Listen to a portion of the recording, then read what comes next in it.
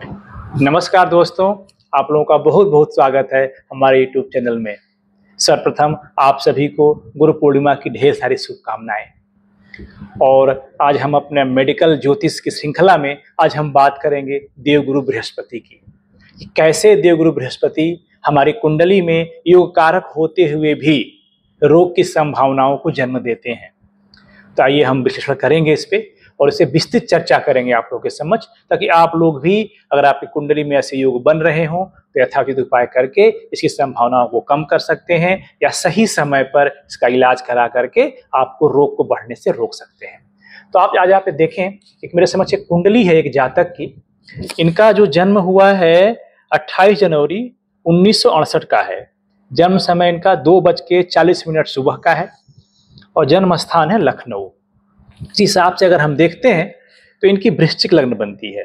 वृश्चिक लग्न में जो मान है ये है 11 डिग्री का और इनका जो नक्षत्र है, जन्म का जो नक्षत्र है वो पूर्वा आषाढ़ा है, तृतीय चरण का। तो आज इस पे हम बात करेंगे, पर इनको ग्रहों की स्थितियां हम समझेंगे कि इनकी कुंडली में अगर आप देखें तो शुक्र और चंद्रमा की युति है दूसरे भाव में। इसमें चंद्र 20 डिग्री के साथ है, शुक्र 8 डिग्री के साथ बैठे हुए हैं।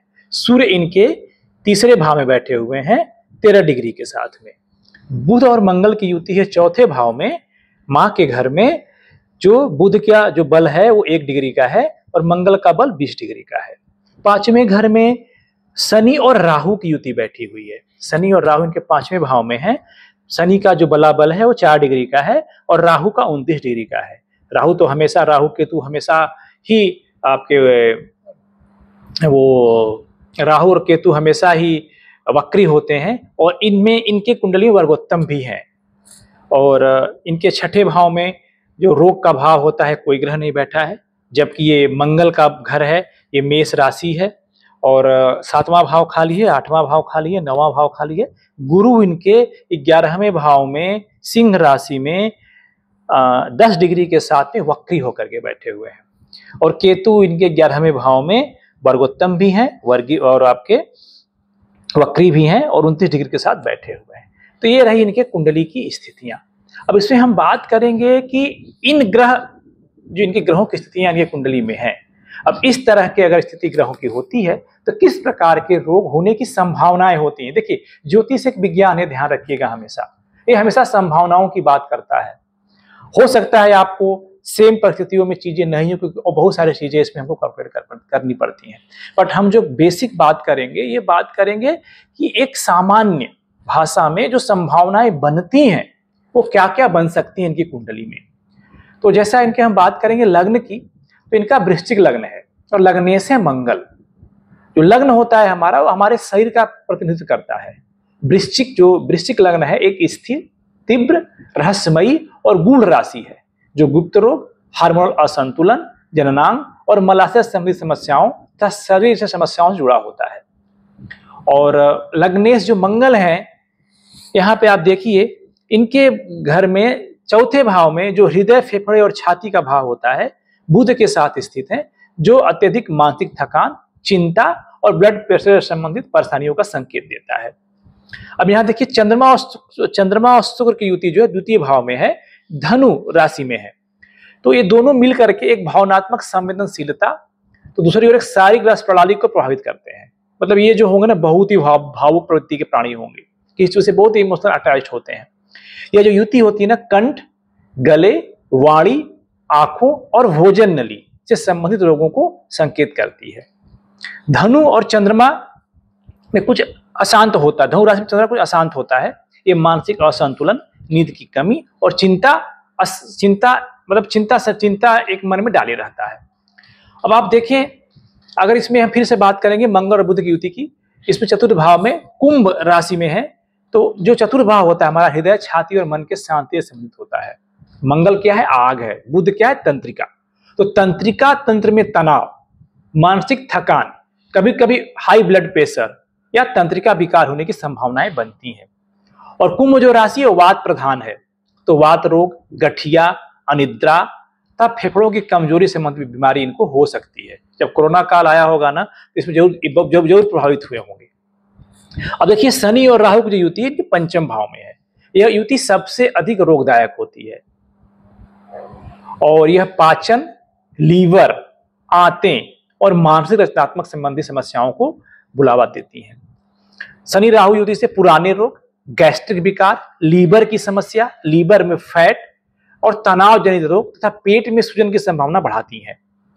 और जबकि राहु वर्गोत्तम स्थिति में है, इससे मानसिक रूप से भ्रम और अस्पष्ट लक्षण होते हैं। इनको बार बार चेक कराना पड़ेगा, इसलिए स्पष्ट नहीं होगी कि समस्या क्या है।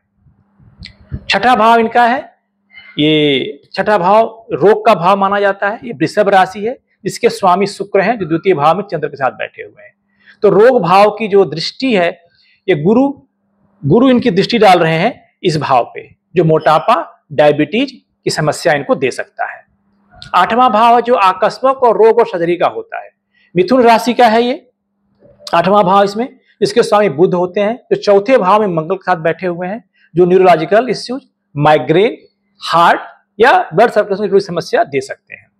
पांचवा जो 12वां भाव होता है, सबसे इंपॉर्टेंट होता है, ये अस्पताल का खर्च, निद्रा और अनिद्रा संबंधी बीमारी को देता है। ये तुला राशि है, जिसके स्वामी शुक्र द्वितीय में चंद्र के साथ बैठे हुए, यहाँ बैठे हुए हैं। इस युति के कारण नींद की कमी, मानसिक थकावट या अनिद्रा संबंधी समस्याएं समय समय पर प्रकट हो सकती हैं। और अगर हम बात करेंगे कि लोगों का निर्धारण कैसे करते हैं, तो ये ग्रहों की दशा और अंतर्दशा के अनुसार होता है। अभी इस समय इनकी गुरु की महादशा चल रही है, जो 20 अगस्त 2018 से लेकर के 20 अगस्त 2034 तक चलेगी। गुरु पंचमेश होते हुए भी 10वें भाव में सिंह राशि में वक्री है। तो ये जो शुभ ग्रह हैं, इसमें ध्यान रखिएगा, इनके कुंडली में ये योग कारक ग्रह है, बट ये वक्री होकर के और इनके 10वें भाव में बैठे हुए हैं। तो ये कहीं ना कहीं अगर ये अपना जीवन शैली अच्छा अपनाते हैं, तो ये एक रक्षा कवच के रूप में भी काम करेंगे। बट वक्री जो गुरु होते हैं और सिंह राशि में हैं, इनकी स्थिति के कारण इनको हृदय रोग, पीठ रोग, लीवर की समस्या, मैं बता रहा हूं फिर से, लीवर की समस्या, मोटापा और शुगर, ये बीमारी इनको होने की संभावना हमेशा बनी रहेगी आपके गुरु के महादशा में और अंतरदशा में। और शनि राहु पंचम भाव में गुरु की दृष्टि में नहीं, तो पेट की समस्या उभर सकती है। ठीक है, अब गुरु बुध की अगर हम बात करते हैं, या जितने भी अगर हम अंतरदशाओं की बात करेंगे, तो गुरु के साथ जो बुध की अंतरदशा इनकी आएगी, जो 20 अप्रैल 2023 से लेकर के 26/7/2025 तक रहेगी। इसमें इस युति के कारण इनका नर्वस सिस्टम, त्वचा, खांसी, बुखार, फेफड़ों की कमजोरी और तंत्रिका और थकावट के संकेत मिलेंगे। तो इसमें इनको चिंता और अनिद्रा संभावित रूप से आएगी। अब आएंगे हम 25 से 26 का जो इनका समय आएगा, मतलब 26 जुलाई 2025 से लेकर के 1 जुलाई 2026 तक का समय। केतु वर्गोत्तम है, गुरु केतु के अंदर दशा रहेगी। तो इसके जो छिपे रोग हैं, एलर्जी हैं, और अचानक से कोई टेस्ट कराने की जरूरत होगी बार बार इनको। और फिर जो 26 और 29 का इनका जो कार्यकाल रहेगा, जुलाई 26 से लेकर के सितंबर 29 तक का, इनका जो है शुक्र का महादशा मतलब अंतरदशा चलेगी। तो शुक्र चंद्रमा के साथ द्वितीय भाव में बैठे हैं, तो मधुमेह, गले की बीमारी, आंखों की कमजोरी, इस तरह की समस्याएं इनको होने की संभावनाएं रहेंगी। तो अब हम बात करते हैं यहाँ पे जो विशेष इनका है, अभी उसकी हम बात करेंगे कि इनकी कुंडली में जो इनकी स्थितियां बन रही हैं, ये इनके लीवर से संबंधित समस्याएं हमको दिख रही हैं इनके कुंडली में। लीवर क्या होता है? लीवर जो हमारा होता है पाचन, अग्नि, पंचम भाव से इसको हम देखते हैं इस समस्याओं को। लीवर, पाचन अग्नि, पेट का ऊपरी हिस्सा और जिगर को पंचम भाव से हम देखते हैं। और पंचम भाव में बैठा कौन है? राहु और शनि। राहु इसमें क्या है? वक्री भी है, वर्गोत्तम भी है। तो ये एक प्रमुख कारण है जो लीवर रोग का योग बनाता है। शनि क्या है? गंभीर और कायिक रोग के कारण माने जाते हैं। राहु विष और टक्स के कारण माने जाते हैं। तो दोनों मिला करके यहाँ पे इनके लीवर को डिस्टर्ब करेंगे। ये युति जो हो रही है मीन राशि में हो रही है, जो कि फैटी लीवर में सुस्ती और टॉक्सिन जो एकत्रित होने की संभावना इनके लीवर में उपस्थित करेंगे। तो ये धीरे धीरे लीवर सिरोसिस की बीमारी की तरफ आगे बढ़ सकते हैं। दूसरा कारण क्या है जो लीवर रोग को पुष्ट करेंगे कुंडली में? गुरु पंचम भाव के स्वामी है और सिंह राशि में वक्री है। सिंह राशि भी लीवर से जुड़ी हुई होती है। गुरु वक्री है तो लीवर की कार्यशैली में बाधा पहुंचाएंगे। इनका पाचन और अग्नि जो मंद होगी, इनकी जो एसिडिटी है, इनकी समस्या इनको रहेगी। और लीवर जो इनके हैं, लीवर के जो एंजाइम्स है वो असंतुलित रहेंगे। चौथे भाव में आप देखेंगे मंगल और बुध की युति है, जो पित्त जनित विकार, तंत्रिका और अग्नि तंत्र पर तनाव डालेंगे। अगर आप देखते हैं इनको, हम अगर समय करके बताएं, हम जो इनका काला क्रमानुसार अगर इनका रोग की हम बात करते हैं लीवर की, तो गुरु और बुध की जो है दशा अंतर्दशा चल रही है अप्रैल 23 से जुलाई 25 तक। यहाँ पे पाचन तंत्र और लीवर पे तनाव इनके जो है संभावी रहेगा। गैस, जलन, खट्टी डकारें और फैटी लीवर की शुरुआत इनकी 2023 से स्टार्ट होगी। और आपके जुलाई 25 से जुलाई 26 का जो इनका समय होगा, जो भी चल रहा है समय, ये लक्षण अस्पष्ट होंगे। डॉक्टर बार बार इनको चेकअप कराने के लिए बोलेंगे और इनका जो एलएफटी रिपोर्ट होगा, लीवर फंक्शन टेस्ट का जो रिपोर्ट होगा, इसमें परिवर्तन हमेशा दिखेंगे, कभी कुछ दिखेगा कभी कुछ दिखेगा। और आपका जुलाई 26 से सितंबर 29 का जो कार्यकाल होगा, इनका समय होगा, वो आपके इनके फैट में जो है लीवर में फैट डिपॉजिट हो सकते हैं, फैटी लीवर इनका हो सकता है। तो इस तरीके से अगर ये अभी से प्रॉपर अपना टेस्ट करा करके जांच करा लें तो इसकी संभावनाओं से इनको बच सकता है। अब यहाँ एक सबसे महत्वपूर्ण प्रश्न आता है हमारे साथ में कि इनकी कुंडली में जो संभावित रोग हैं वो फैटी लीवर के हैं, वो अधिक संभावनाएं हैं। और इसके बाद इनके पास जो है हेपेटाइटिस की संभावना होगी। जब यदि राहु, केतु और मंगल क्रूर हो जाएंगे तो इनको हेपेटाइटिस, पीलिया की शिकायत हो सकती है, तो इनको इससे बचना है। अब हम आते हैं जो सबसे इंपॉर्टेंट पॉइंट इसमें आपको हम बताएंगे कि इनकी कुंडली में जो गुरु है ना, योग कारक है। गुरु आप देखिए यहाँ पे इनके दूसरे और 5वें भाव के स्वामी हैं, ठीक है। तो ये शुभ भाव, त्रिकोण और केंद्र के स्वामी होकर शुभ परिणाम देने की क्षमता रखते हैं गुरु, जो पंचम भाव, द्वितीय भाव के स्वामी हैं। तो इसलिए ये 5th होकर भी योग कारक बनते हैं। तो अब ये यहाँ पे संभावना, तो ये हमारे कुंडली में योग कारक हैं, अच्छी स्थिति में बैठे हैं, तो ये हमको रोग क्यों दे रहे हैं, ये जानना बहुत जरूरी है। तो इसके लिए ये ध्यान रखना कि यहाँ पे गुरु वक्री हैं और 10वें भाव में है, ठीक है। तो वक्री ग्रहों का सबसे बड़ी प्रवृत्ति क्या होती है ना, वो फल देर से देते हैं और कभी कभी अपेक्षित से उल्टा फल भी दे देते हैं। और वक्री गुरु अगर कमजोर हो जाए तो अधिक भोजन, शारीरिक जड़ता, हार्मोन असंतुलन, मोटापा और पाचन दोष जैसे रोग देते हैं। तो अब लीवर के जो गुरु हैं वो लीवर के मालिक होते हैं, लीवर का प्रतिनिधित्व गुरु करते हैं, तो ये खुद भी रोग के कारक हो सकते हैं। जैसे चंद्रमा है, मन का स्वामी होकर के भी मानसिक रोग देता है, उसी प्रकार से यहां भी गुरु इनको रोग दे रहे हैं। गुरु की दशा में जब शनि राहु की युति का प्रभाव जो होगा ना, गुरु पंचमेश है और पंचम भाव में शनि राहु की युति है। यहाँ पे देखिए मीन राशि के मालिक हैं गुरुदेव, और यहाँ पे शनि और राहु की युति है जो रोग कायक है। इसलिए भले ही गुरु शुभ है, बट उनकी दशा में जब भी भाव प्रभावित हो, जैसे पंचम भाव में रोगकारी युति आएगी, तो शरीर के उस हिस्से में रोग का प्रभाव पड़ेगा। गुरु का स्वभाव क्या है, देना। गुरु हमेशा किसी से वृद्धि कर देते हैं, इसलिए यदि वात या पित्त का दोष होगा तो उसे भी बढ़ा सकते हैं। तो इस चीज को ध्यान देना बहुत जरूरी है। और गुरु की महादशा में यदि अन्य ग्रह जैसे राहु है, केतु है या कमजोर बुध है, इनका अंतर्दशा चल रहा है, तो उसमें दोष उभर सकते हैं। तो इनकी कुंडली में आप देखिए गुरु की दशा में बुध की जो अंतर्दशा है 23 से 25 सी, जो मंगल के साथ बैठ करके रोग 6ठे भाव पर दृष्टि भी डालता है, तो इसमें इनके लीवर रोग की समस्याएं पनपनी शुरू हो जाएंगी, जिसका उजागर जो लास्ट में आएगा, जो मतलब आपका 25 में पता चल पाएगा इनको।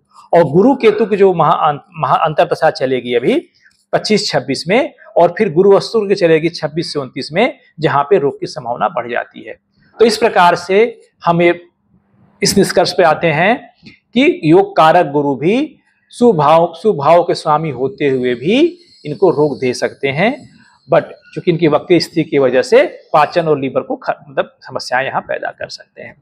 तो इस प्रकार से हमने देखा कि किस प्रकार से शुभ भाव के स्वामी होते हुए गुरुदेव इनकी कुंडली में इनके लिए ऐसा स्थिति पैदा कर रहे हैं। अगर थोड़ा सा अगर ज्योतिषी उपाय की बात करते हैं तो जो गुरु चूंकि योग कारक हैं, इसलिए अगर ये ब्रीम बृहस्पति नमः का जाप करें, केले के जड़ में जल चढ़ाएं, तो इनके लिए बहुत शुभकारी अच्छा होगा।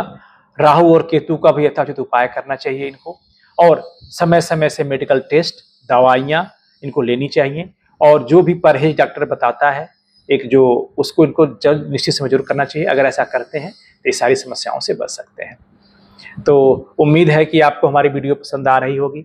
अगर आपकी कुंडली में भी इस तरह कुछ योग बनते हैं तो आप बिल्कुल इसको एक बार ध्यान दें और इसको समझ करके समय से पहले अपने रोग के बारे में जानें और इसका निदान कराएं।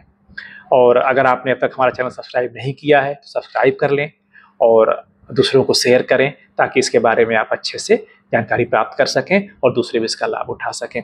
बहुत बहुत धन्यवाद आप लोगों का।